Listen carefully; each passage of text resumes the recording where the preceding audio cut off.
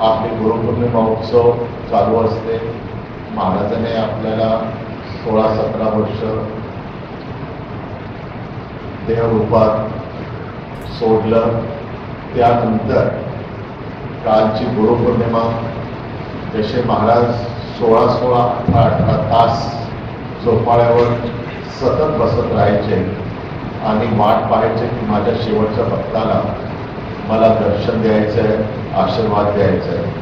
असा कालचा उत्सव सुद्धा 16-18 तासाचा झाला आणि आनंद वाटतं की महाराजांनी आपला चैतन्य तेवढ ठेवलेला आहे. ओम चैतन्य गगनगिरी नाथाय नमः सतत आपल्या सगळ्या भक्तांचा, भाविकांचा मनात असतंच आणि मुखातही असतं.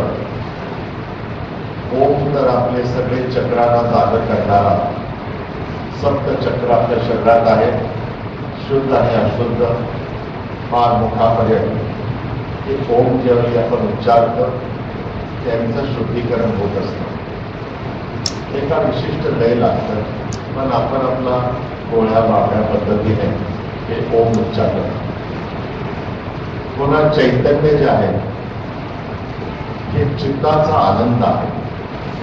चित्त म्हणजे मन, आणि मनाच्या आनंदासाठी गगनगिरी शब्द हे आपण उच्चारतो आणि ह्याचा आपण जप करतो.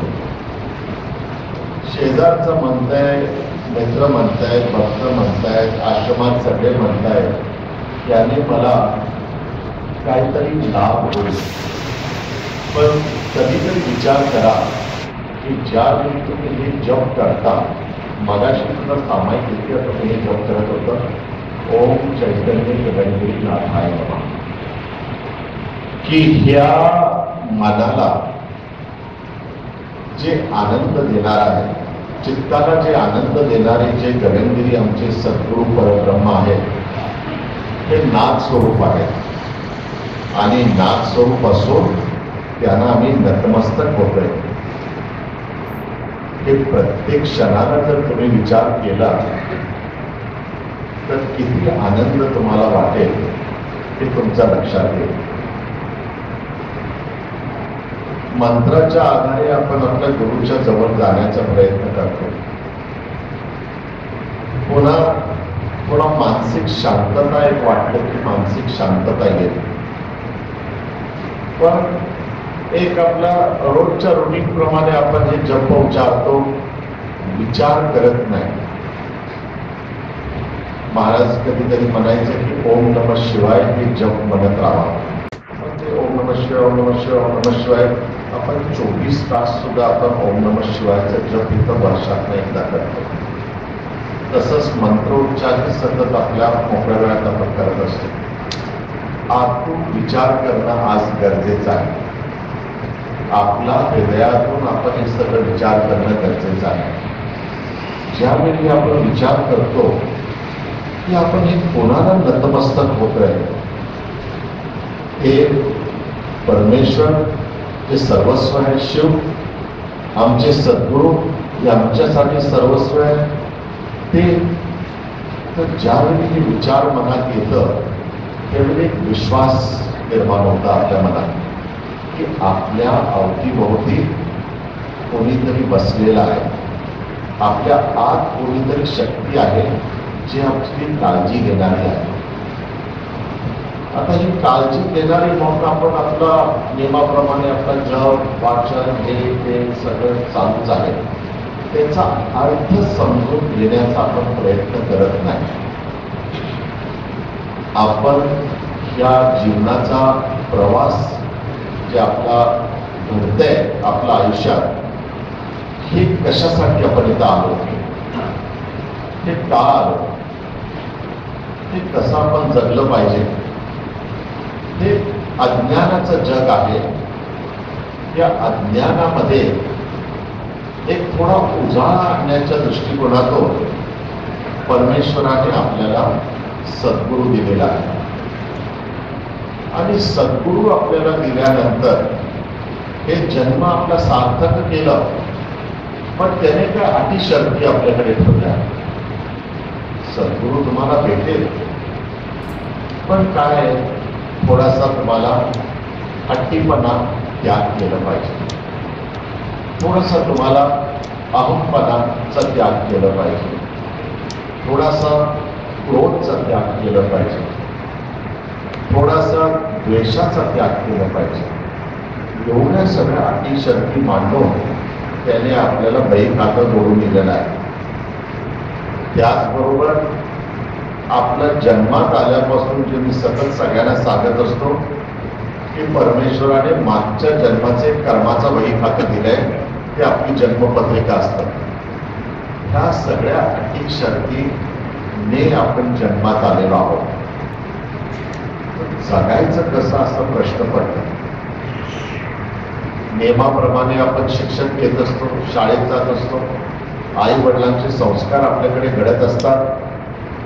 पण आई वडिलांचे संस्कार घडत असताना आई वडील हे विसरतात की मुलांकडे संस्कार कसे येतील. आपल्या लक्षात आलं की आई वडील इतके उत्सुक असतात, जास्तीत जास्त आई इतकी उत्सुक असते, माझ्या बाळ सगळ्यात उत्तम झालं पाहिजे, उत्कृष्ट आणि सगळ्यात अव्वल दर्जेने आपल्या शाळेत आलं पाहिजे. हे सतत होत असताना ही आईची माया कधीतरी विसरते की त्यांचे प्रारंभ आणि त्यांचा योग आणि त्यांचे कर्म थोडाफार त्या जीवाबरोबर आहे. अतिशय गरजेचं काळ जर लक्षात आलं की कधीतरी अति होतं. मुलांच्या जोपासनेमध्ये इतका अति होतं, माया दर्शवताना इतका अति होतं, संस्कार देताना आणि शिकवताना इतका अति होतं की मोठं झाल्यानंतर ती मुलं आपल्या आई बापाला विचारत नाही. आणि मग आई बाप एकमेकाच्या तोंडाकडे बघत असतात, आमच्या मुलाचं काय झालं, ते आम्हाला फोन पण करत नाही, ते आम्हाला विचारत नाही, ते आपला कुठली तरी मुलगी बघितलं त्याच्याबरोबर गेला, मुलीने कुठला तरी मुलगा बघितलं त्याच्याबरोबर गेलं, की आपण विचार करत नाही. ह्या सगळ्याचा कारणीभूत आपण हे आई वडील आहोत. आज एवढ्या वर्षाचा निष्कर्ष आम्ही काढलं की ह्या कुठल्याही गोष्टीला ही मुलं जबाबदार नाही. आपल्या जीवनात आपण यात नोकरीच्या धावपळीत, व्यवसायाच्या निमित्ताने, घराचा आपला नीटनेटकेपणामुळे मोठं परिवार, बारकं परिवार, काही एका खोलीत राहणारे, काही 4 खोलीत राहणारे, काही 4-5 कुटुंब एकत्रित राहणारे, ह्या सगळ्या गोडगोळीमुळे आपल्याला आपल्या मुलांना वेळ देता येत नाही किंवा देता आलं नाही. आणि म्हणून या सगळ्या त्रुटी परिवारामध्ये, कुटुंबामध्ये निर्माण होतं. आज बरेचसे परिवार असे जरी भक्तीचे असतील, महाराजांचे भक्त असतील किंवा बाहेरचे असतील, त्यांना ही विवंचनाला सामोरं जावं लागतं की आमची मुलं आमचं ऐकत नाही. ज्यावेळी तुमच्या मनात हे शब्द आलं की आमची मुलं ऐकत नाही, त्यावेळी ध्यानात ठेवलं पाहिजे की आम्हीही कधी त्या मुलांचं ऐकलेलं नाही, आम्हीही त्यांचे कधीतरी हट्ट पुरवलेले नाही, आम्हीही कधी त्यांच्यावर अतिसंस्काराची जबाबदारी ठोठवली, म्हणून त्या गोष्टी उद्भवतात. पण हे आयुष्यात, आपल्या जीवनात, आमचंही वय झालं, तुमचंही सगळ्यांचं वय झालं, आपली पिढी निघून गेली, आता कोणाला जाऊन शिकवायचं, आपली वेळ तर निघून गेली. पण कमीत कमी आपली जी आत्ताची पिढी आहे, जे आपली मुलं आहेत, सुना आहेत, किंवा काही आपल्या दुसऱ्या घरची मुलगी आपल्या घरात आली किंवा आपली मुलगी दुसऱ्यांच्या घरी दिली, काही असलं तरी त्या पिढीला सुरुवात करताना एकच शब्द देण्यात ठेवा, बाबाने डोळ्यानेच त्याला शिकवते, हे करा आणि करू नका, ती भीती असते. ती जर भीतीच राहिली नाही, ते बाळाने शिकायचं कधी? ते नवरा आणि बायकोने एकमेकांकडे डोळ्याने पाहिलं आणि बायकोने मर्यादा ठेवली नाही, नवऱ्याने ती मर्यादा पुरुषोत्तम राखलं नाही, तर ते जर भीती राहिली नाही तर कोण कोणाला विचारताय. म्हणून लक्षात येतं की या जगण्याला परमेश्वराने हे भीतीदायक काही गोष्टी ठेवल्या आणि अटी शर्ती. जसं आज तुम्ही हॉस्पिटलमध्ये जाता वर तुमच्या सगळ्यात उत्कृष्ट उपचार होईल, पैसे सगळ्यात उत्तम लागले जातील, 10 लाखाचे 20 लाख लागतील, पण खाली सगळं रिस्क तुमच्यावर. म्हणजे तुम्ही गेलं तरी ठीक आहे, नाही गेलं तर ठीक आहे, आम्ही जबाबदार नाही. परमेश्वराने सुद्धा ही अशी भीती आपल्यावर ठेवली आहे की मी अटी शर्तीने तुम्हाला जन्म दिलेला आहे. आता तुम्हाला त्याचा आनंद घ्यायचा आहे की आपलं दुःख घ्यायचंय, हे अटी शर्तीप्रमाणे तुम्ही जगा. म्हणून मगाशी मी शब्द वापरलं की अंतर्मन, आतला कॉन्शियन्स, याच्याशी आपण रोज बोलायचा प्रयत्न केला पाहिजे. परमेश्वरा, महाराज, तुम्ही मला आज काय सुचवताय, काय सांगायचा प्रयत्न करताय, मला आज काय केलं पाहिजे, उद्या मला काय केलं पाहिजे, मला जर जीवनात पुढे जायचं असेल तर कसं गेलं पाहिजे. बाहेर कोणी करू द्या काय, बाहेरचे कॉम्पिटिशन, स्पर्धा एक दिशा आहे. स्पर्धा हे तुमच्यासाठी अंतिम सत्य नाही. शेजारी काय करताय हे तुमच्यासाठी अंतिम सत्य नाही, तर तुमच्यासाठी दिशा आहे. तुमचे मित्र काय करतायत एक दिशा आहे की हे चांगलं करताय, हे वाईट करतायत, एक आपलं एक माहिती आहे. शेवटचं सत्य जे आहे ते तुम्हाला निवडावं लागतं आणि तुम्हाला तुमच्या क्षमतेप्रमाणे निवडलं पाहिजे. महाराज नेहमी म्हणायचे, जर तुम्ही नम्रता तुमच्या अंगी राखलं, नम्रता तुमच्या अंगी राखलं तर परमेश्वर हे तुम्हाला अंतर्मनाशी त्याचे आवाज ऐकायला संधी देणार. मग नम्रता जर नाही राखलं, क्रोध आलं. काही लोक त्यांना आपला जी घरंदाज म्हणतात त्याला पुरुषार्थ म्हणतात, पण पुरुषार्थ सदा कुठं असावा, पुरुषार्थ कुठे असावा जिथे त्याची आवश्यकता आहे, त्याच्या क्रोध स्वरूपात रूपांतर होऊ नये. पुरुषार्थ तिथेच असावं जिथे त्याची आवश्यकता आहे. आपण नाही तो ठिकाणी क्रोध दर्शवतं, द्वेष दर्शवतं आणि मग म्हणतं की बघा मी लायक आहे, मी हे करू शकतो. ते सुद्धा विभाग ठरलेले आहे. पण नाही त्या ठिकाणी क्रोध आणून आपला हे अंतर्मनाचा आनंद किंवा जे आवाज आहे ते गमवू नका. एवढं सगळं करत असताना सुद्धा प्रवास महाराज आपला नेहमी आपला म्हणायचं की बाबा रे असं जगा, शांततेने जगा, आपल्या कुटुंबाच्या माणसाला दुःख देऊ नका, शक्यतो सगळ्याने मंदिरासारखा आपला परिवार ठेवा. सगळ्या ह्या गोष्टी करत असताना सुद्धा तुम्ही जर विचार केला, एवढ्या गोष्टी महाराज आपल्याला आयुष्यभर सांगायचे, त्याचा अंमल आपण करू शकलो का? अंमल आपण करू शकलं नाही. परत का नाही करू शकलं? जर महाराज एवढं जीव तोडून आपल्याला सांगायचे तर का नाही करू शकलं आपण? कारण आपल्या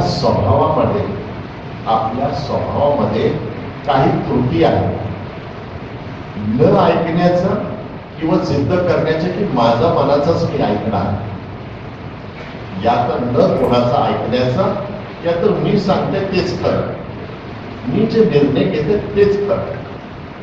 आणि अहंकार, कशाला कोणाचं ऐकायचंय? कधीतरी परमेश्वर आपला परस्थ माणसाकडे सुद्धा आपल्याला सूचना देतात, बाबा रे त्या दिशेला जाऊ नका, तुमचं नुकसान होईल. चले म्हणत त्याला अक्कल आहे का? मला कळते. महाराज म्हणायचे की वयाच्या शेवटच्या दिवशी सुद्धा मला कळत नाही, तर मी सांगत नाही तर तुम्हाला कसं सगळं कळतंय? अशा ठिकाणी आपण चुकत राहिलो. या चुकांचा आढावा का घेत आहे? कार्यक्रम एवढं सुंदर झालं, दरवर्षीपेक्षा हजारो माणसं आली गेली, प्रसाद सुंदर झालं, किचनच्या लोकांनी प्रसाद चांगलं केलं, सगळे केलं, तू म्हणाले आपल्या चुकांच्यावर भर देते नाही. काय होते की अनेक वेळेला आपण सगळ्यांना सूचना देत असतो, बाबा रे शिस्त पाळा जीवनात. शिस्त तुम्ही जर पाळलात तर हे शिस्त तुमच्या संसाराला सुख देईल. तुम्ही जर गुरुच्या ठिकाणी जर शिस्त पाळलं नाही तर तुमच्या संसारात कधी शिस्त पाळणार. पण प्रत्येकाचा जीवामध्ये एक आंतरिक शक्ती आहे, त्याला म्हणतात इनर कॉन्शियन्स. ते इनर कॉन्शियन्स आपल्या सेवेमुळे, भक्तीमुळे, धावपळीमुळे आपण जीवनवरती जागच केलं नाही. एक इनर कॉन्शियस आतला आवाज, आणि या आतल्या आवाजाशी आपल्याला कधी आपल्या कष्ट धावपळीमुळे आपल्याला आयुष्यभर बोलताच आलं नाही. आणि नाही बोलल्यामुळे काय होतं, आतून मला परमेश्वर किंवा आतून मला सद्गुरू काय सांगायचा प्रयत्न करताय, वेळच भेटत नाही, समजून घेण्याचीही तयारी नाही. आणि जेपर्यंत आपल्या जीवनात नुकसान घडतं मग लक्षात येतं काहीतरी बिघडलं, कोणीतरी आपला करणी केलं, कोणीतरी आमचं नुकसान करायचा प्रयत्न करताय, कोणीतरी आम्हाला मनोमन शिव्या घालताय. त्या सगळ्या आपल्या डोक्यात अनेक विचार येतात की डोळे कशामुळे, कोणामुळे तरी झाले. पण पहिला विचार करा की जर सद्गुरू तुमचा कारण हारणार आहे, सद्गुरू तुमच्या बरोबर छत्र घेऊन आहे रक्षणाचा, तुमच्या कुटुंबात तुम्हाला कोणीही त्रास देऊ शकत नाही. पण ज्यावेळी आपल्याकडनं ह्या चुका घडलेल्या असतात, हे सगळ्या गोष्टी आपल्याला वाटतं त्यावेळी लक्षात येत नाही, पण हे पुढच्या जन्मात आपल्याला सोसावा लागेल. काय नाही, सगळ्याच गोष्टींचा हिशेब घेतच. ज्या गोष्टी अदृश्य आहेत, न कळत घडलेला आहे किंवा आपल्या ध्यानीमनी नाही, त्याचा हिशेब पुढचा जन्मात.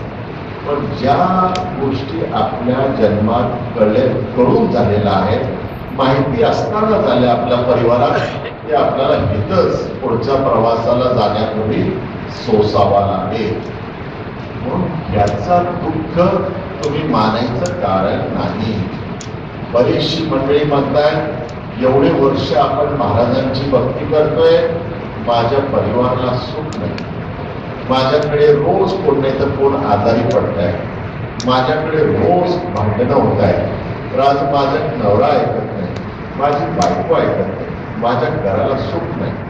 ह्या सगळ्यांचा अंधकार हे आपले कर्म आणि आपल्या प्रारब्धामुळे. परमेश्वराने आपल्यासारखे स्वामी समर्थ दिलंय, गजानन महाराज दिलंय, शिर्डी साईबाबा दिलाय, कोंडोलेकर महाराज दिले, असे अनेक संत या भूमीवर दिलं. आणि आपण भाग्यवान आहोत की गगनगिरी महाराज सारख्या योगी पुरुष, पवित्र जीव परमेश्वर स्वरूप आपल्याला लाभले. पण त्याचा अर्थ नाही की आपण आपले कर्मापासून पळू शकतो, प्रारब्धापासून पळू शकतो. आम्ही 24 तास, म्हणजे मगाशी सुभाष जे आहेत मुलगा आहेत, ते आम्ही 80 साली आश्रमात प्रवेश केला आणि तेही आपलं 80 सालच्या दरम्यान आलं, लहान होतं. गमतीने त्यांना बऱ्याच भोळ्या बावड्या पद्धतीने तुम्हाला नवीन जुन्या इकडचा यात्रेचा कुंभेला येते गोष्ट सांगितलं. पण आनंद आहे, सगळ्या गोष्टींचा उजाला झाला की आपल्या ह्या अशा तऱ्हेच्या गोष्टी मठात घडत होत्या. महाराज इकडे जाजीपूरला गेले तर हे वाक्य ते वाक्य, सगळ्या गोष्टीचा ज्यावेळी आपण गुरुचं आपला ऐकत असतो, कोणी कसंही म्हटलं तर आनंद होत असतो. म्हणजे नुसतं एखादा शब्द, एखादा त्या काळातलं वाक्य, एखादा व्यक्ती, म्हणजे आता सीतारामचं नाव सांगितलं तर सीताराम सुद्धा पुण्यवान जीव, हे असे अनेक मंडळी पुण्यवान आपल्या पूर्वी येऊन गेले, कर्म करून गेले, आणि पुढील कारभार आपल्याला संधी भेटली की त्यात आपल्याला पुण्य करायला महाराजांनी संधी दिली. तर या सगळ्यांना आपला निष्कर्ष आलं की आमच्या ह्या पत्रिका आम्ही पाहिल्या, आमचेही प्रारब्ध पाहिले, पण गगनगिरी महाराज एकमेव अशी शक्ती आहे, एकमेव अशी सत्पुरुष आहे, सद्गुरू आहे, जी तुमच्या नशिबाला सुद्धा आणि प्रारब्धाला सुद्धा आणि कर्माला सुद्धा कॉम्प्रोमाइज करू शकतात, हस्तक्षेप करू शकतात. महाराज ज्यावेळी सहज म्हणायचे की बाबा रे, तुम्ही फक्त माझ्याकडे येता तर तुमची वकिली मी परमेश्वराकडे करतो. तर आपल्याला वाटायचं की महाराज आपला काहीतरी आपलं सांगतायत की महाराज करता करविता तर महाराजच आहे, करणारे तेच आहे आणि ते आपलं परमेश्वरावर ढकलतायत, त्यानेच ऐकलं पाहिजे, त्यानेच बोललं पाहिजे. पण त्याने होकार दिले ते आपल्याला पटायचं की हा आपलं कार्य सगळं व्यवस्थित जात आहे. पण महाराज ही सुद्धा ही जबाबदारी घेत नव्हते का? ते आपल्याला शिकवायचा प्रयत्न करायचं की बाबा रे, मी माझा परिवार चालवतोय, मी नोकरी करतोय, माझ्या संसाराची मी जोपासना करतोय, माझी मुलं बाळं मी मोठी करतोय, मी त्यांना चांगलं शिकवलं, मी त्यांना ऑफिसर केलं, मी त्यांना व्यवसाय जोडून दिला, ही मीपणा सोडून द्या. हे तुम्ही करत नसतं. ह्या जन्माचा तुम्हाला परमेश्वराने एक संयोग जोडून दिलेला आहे की हे तुम्ही प्रवास करा आणि पुढच्या प्रवासाला तुम्ही माझ्याकडे परत या. आणि या प्रवासाला तुम्हाला अशा शक्तिशाली ऊर्जा देणारी, स्फूर्ती देणारी सद्गुरू गगनगिरी महाराज सारख्या परमेश्वर विभूती तुम्हाला दिलेल्या आहेत.